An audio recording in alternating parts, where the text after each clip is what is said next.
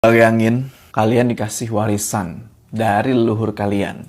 Tapi ini bukan duit, bukan tanah, bukan rumah, bukan emas. Tapi yang diwarisin itu adalah kemampuan buat melihat yang orang lain nggak bisa lihat. Dan karena itu hidup jadi nggak pernah sama lagi. Apalagi kalau ternyata warisan itu nggak cuma ngasih kelebihan, bro. Tapi lu juga jadi diincer sama mereka.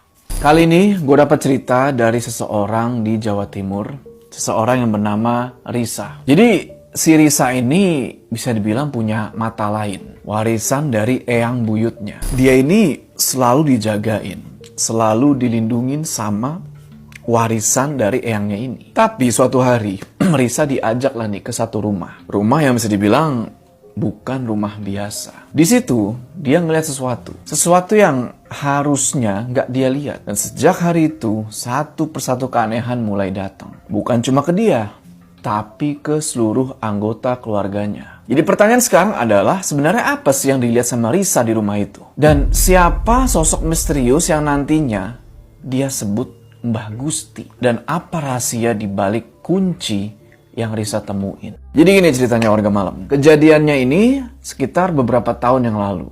Masih di tahun 2020-an gitu ya. Nah waktu itu sekitar seminggu sebelum bulan puasa.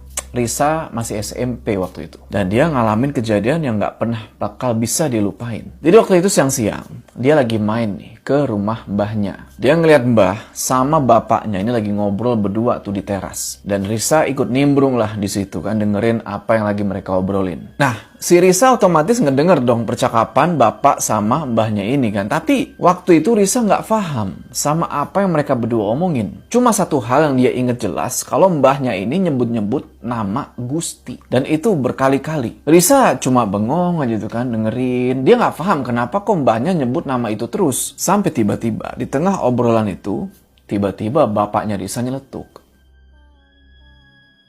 "Iya pak, ajak aja Risa ke sana. Tapi jangan dimacem-macemin ya dia, Pak."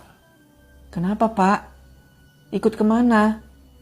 "Gak apa-apa, Risa. Ikut saja sama Mbah Kungmu. Main ke rumah temannya."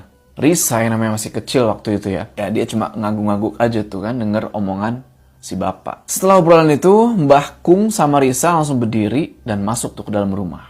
Singkat cerita, ketika udah agak sore, Mbah Kungnya ini ngajak Risa buat pergi. Gak pakai banyak tanya ya Risa langsung nurut aja gitu loh. Dia pikir ya palingan mau diajak main atau disuruh bantuin apa gitu kan. Ternyata si Mbah Kung ini ngajak Risa buat ke sebuah rumah yang gak jauh dari